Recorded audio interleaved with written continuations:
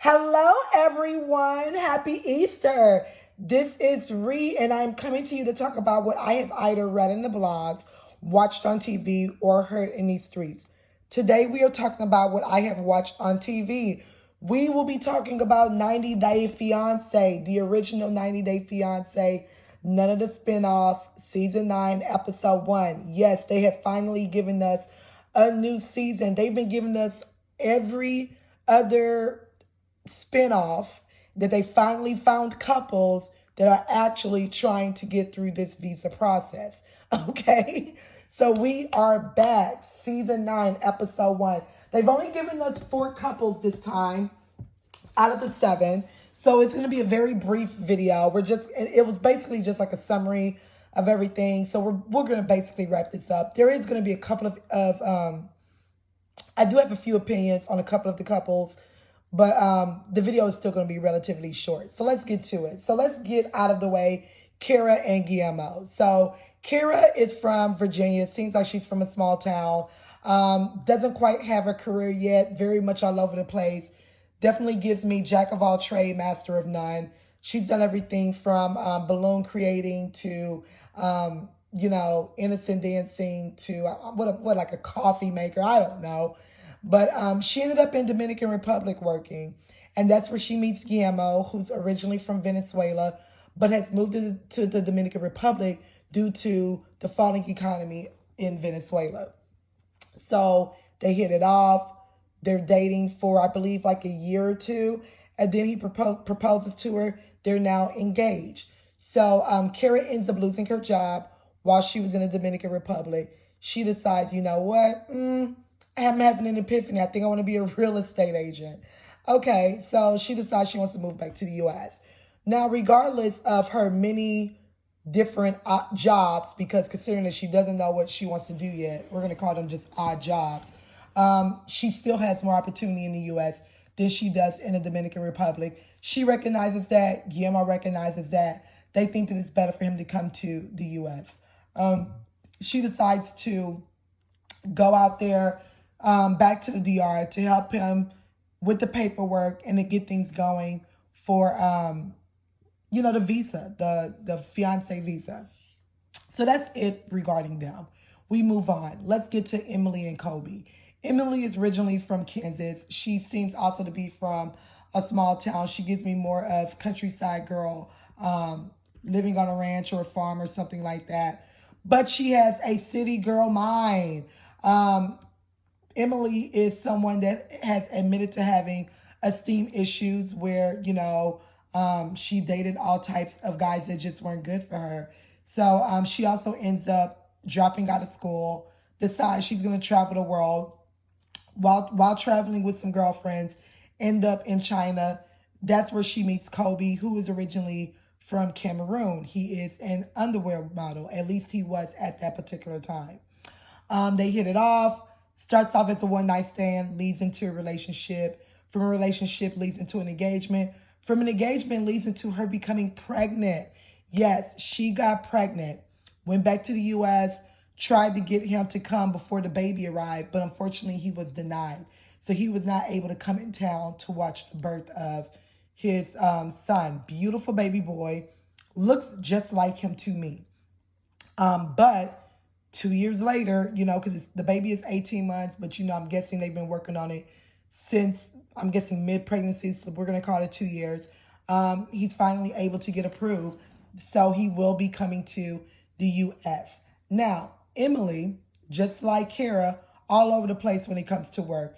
They do not have anything stable going on a financial standpoint. So Emily's father will be helping her, helping them, honestly, until they get situated. So here's the problem that I have.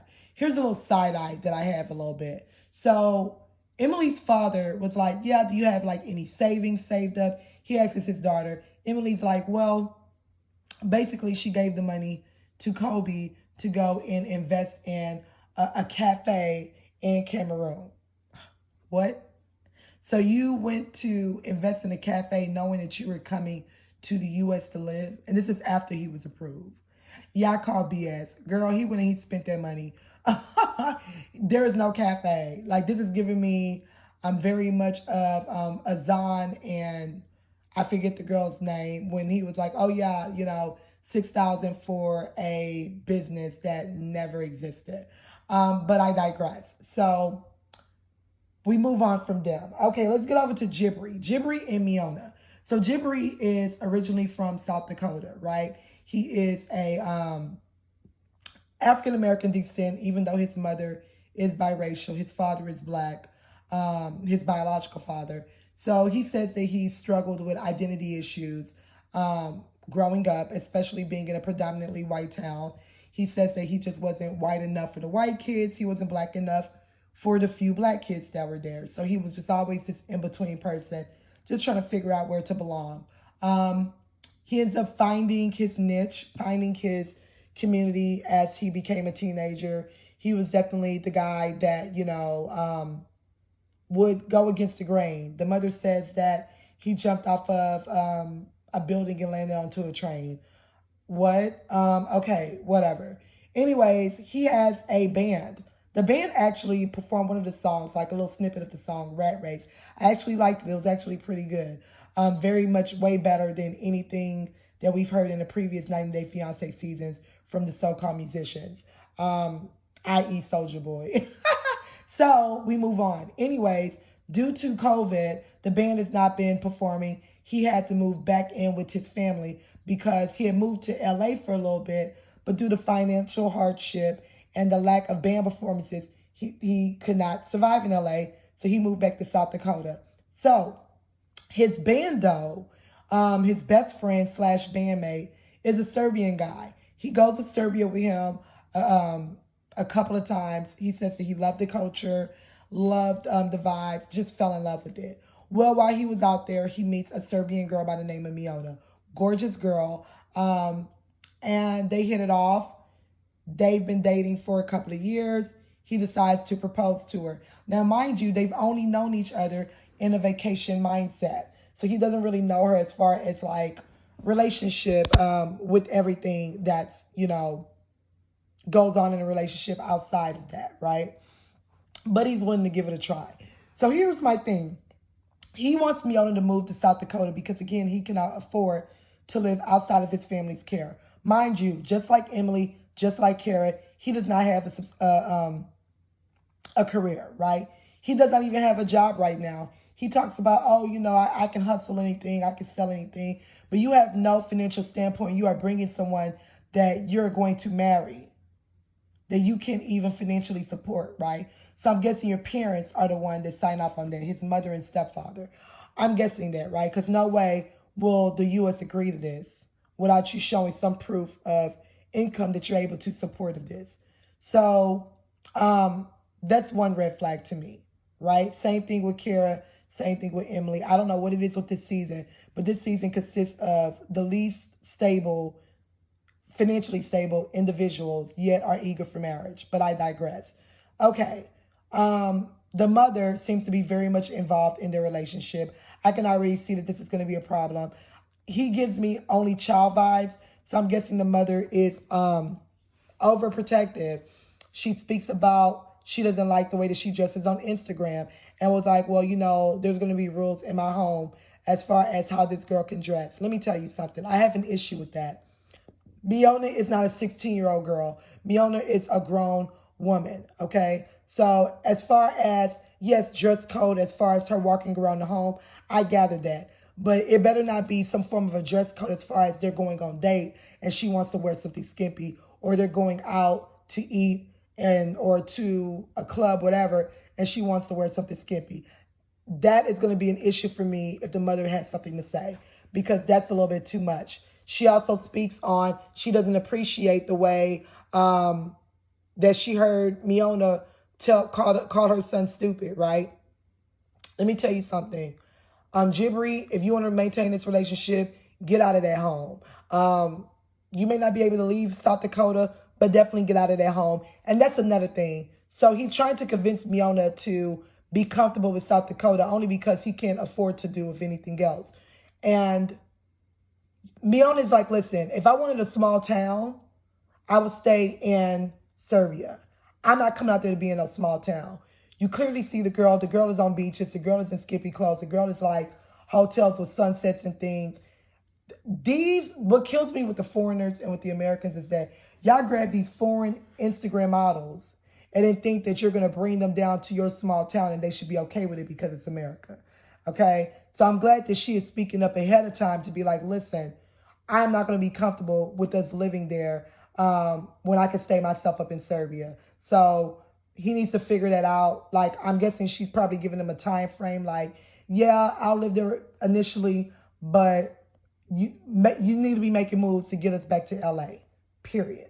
So there's that. At least she's putting it out there for him.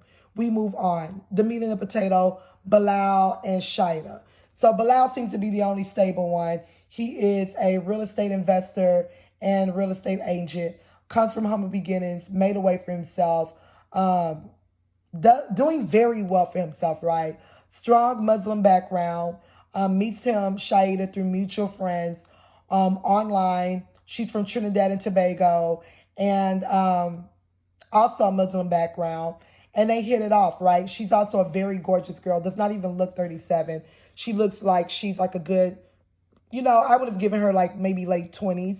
But she definitely doesn't give me 37. Beautiful girl. Even with her being covered, her face is just really stunning. So he is preparing for her arrival. He has an ex-wife, was married before for 10 years, didn't work out. 2 kids from a previous relationship. The kid seems to be, preteen to teenager. They seem to be welcoming to her. Shaeeda is kind of nervous because she does not have kids, so she's nervous as far as how she's going to fill that bonus mom role, which is pretty understandable. I can totally understand someone being nervous coming into a situation of, especially 2 kids that are much older, and you don't know how you're going to fill that role. So I'm glad that he reassured her that, listen, they have moms and, just be you, you'll be fine. You know what I mean? I'm glad of that. I'm glad that the kids are open to her as well. So I'm loving that part so far. Here's the part that I don't care for Bilal on. Bilal thinks that it's best to test Shaeeda, right? You should have tested her before you proposed to her. But you want to test her now because you're like, well, I want to make sure that she's with me for the right reason. Dude, you've been talking to this girl for a few years now. You said you haven't even laid eyes on her in a couple of years. So every time you guys communicate, it is through FaceTime, and you are literally communicating with her in with a white wall backdrop, right? You don't show her anything else, meaning that she can't see whatever else is going on inside that house. Okay. You have not shown her anything of materials because you want her to get to like you for you. All right, cool.